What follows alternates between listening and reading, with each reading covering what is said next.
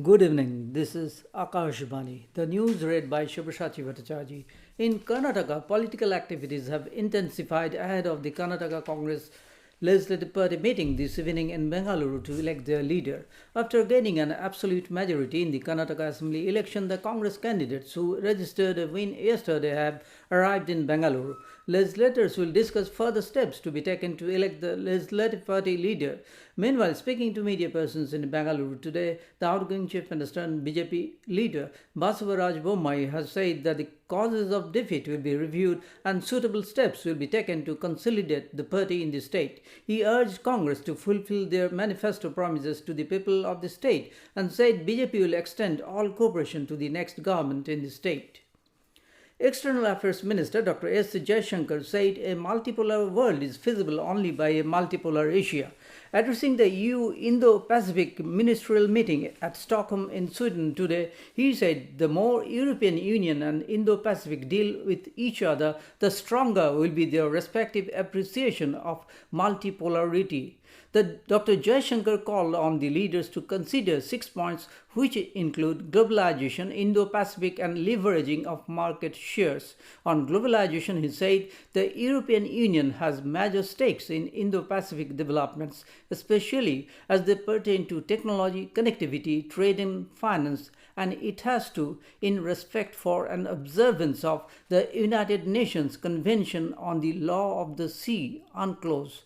Dr. Jaishankar said that India and EU need a regular, comprehensive and candid dialogue, especially with regard to the Indo-Pacific. He stressed that talks are not just limited to the crisis of the day. He said that transformations limited underway in India will merit the EU's attention, highlighting that Indo-Pacific is increasingly central to the direction of global politics. Dr. Jaishankar said the EU and the world is better off with additional drivers of production and growth, noting that the leveraging of market shares, production capacities and resources is an issue that can no longer be overlooked. He said a strategically more aware Europe should not limit its consciousness geographically.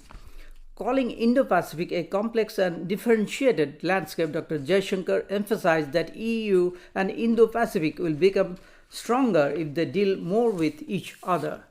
In such an engagement with the Indo-Pacific, the External Affairs Minister hoped that the EU will naturally seek like-minded partners.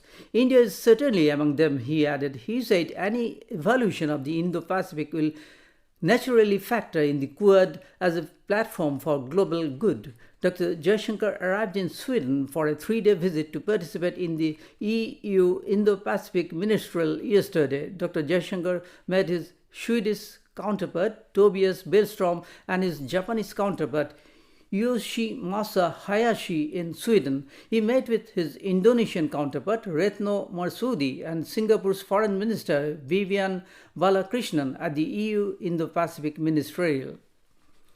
The first ministerial meeting of the India-European Union Trade and Technology Council will take place at Brussels in Belgium on the 16th of May.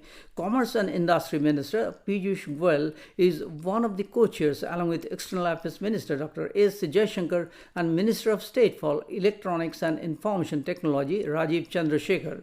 The EU side is co-chaired by Executive Vice Presidents Mr. Dombrovskis and Mrs. Vestager. The formation of the Trade and Technology Council was announced by Prime Minister Narendra Modi and President of the European Commission Ursula von der Leyen in New Delhi last year. Tomorrow, Mr. Goyal will have a bilateral meeting with Mr. Dombrovskis, followed by Working Group 3 stakeholder consultations in the presence of business leaders from both the EU and India. The WG3 meeting focuses on trade, technology and resilience supply chains and would have 6 business leaders from the EU and India. In the afternoon, the minister will attend a business event organized by the Federation of Enterprises in Belgium and deliver the keynote address. This meeting would involve a discussion over the economic footprint of Belgium enterprises in India along with further plans of investments in India.